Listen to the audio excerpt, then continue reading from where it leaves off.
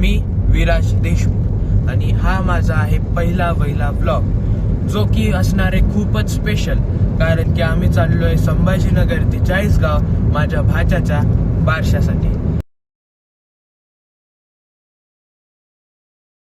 आणि शेवटपर्यंत तुम्ही या व्लॉग मध्ये राहा आणि मी काय काय एन्जॉय केलं आणि पहिला व्लॉग मला कसा झाला हे सांगण्यासाठी कमेंट करा. तर आता झाले सकाळचे 8:55 आणि आम्ही चाळीसगावच्या रस्त्याला लागलोय. थोड्या वेळातच तुम्हाला अपडेट देतो. आम्ही जस्ट पोहोचलोय, म्हणजे चाळीसगावातच पोहोचलोय आणि यांचे फोन चालू झाले.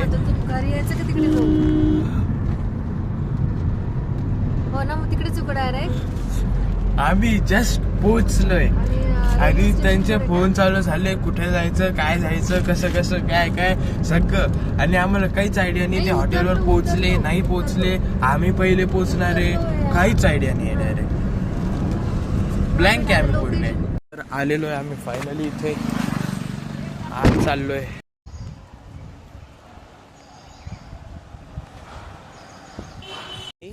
मी इतका एक्सायटेड आहे त्याच्या नेमिंग सेरेमनीसाठी, पण आम्ही इथं आलो, बाकी कोणीच नाही आलेलं. हॉटेल रिकाम आहे, हॉलमध्ये कोणीच नाही आहे. आम्ही गाडी पार्क करून आज चाललोय. आता त्याच्या आधी मी तुम्हाला डेकोरेशन दाखवतो. खूप मस्त डेकोरेशन आहे.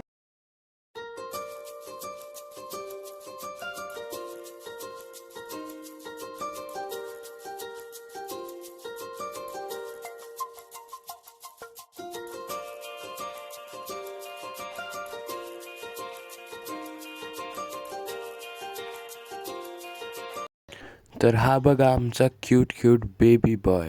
तर हे चालू आहे मराठमोळ्या पद्धतीने नाव ठेवायचे विधी.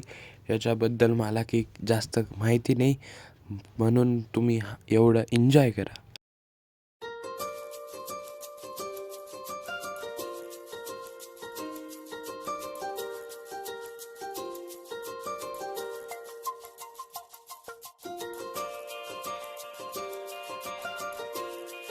आणि अशा पद्धतीने नाव रिव्हील झालं शिवांश.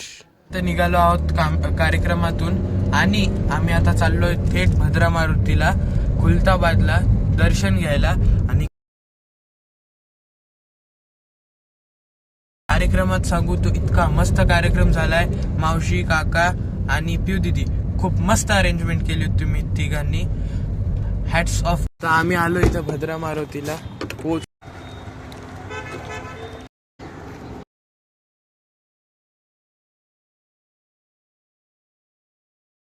तर आमचं भद्रा मारुतीचं दर्शन झालेलं आहे आणि खूप कमाल दर्शन झालंय. आणि एक गोष्ट मला जी नव्याने कळली आहे, म्हणजे आमची फॅमिली आणि भद्रा मारुती मंदिर ट्रस्ट याच्यामधलं एक वेगळंच रिलेशन आहे, जे मला आज कळलंय. आणि ते मला पप्पांनी सांगितलंय की माझे पप्पा ॲडव्होकेट अंकुश जाधव ब्रॅकेट देशमुख हे खुलताबाद भद्रा मारुती मंदिरा ट्रस्टचे वकील आहे आणि ट्रस्ट तर्फे ते काम करता. ही गोष्ट आज मला नव्याने कळली.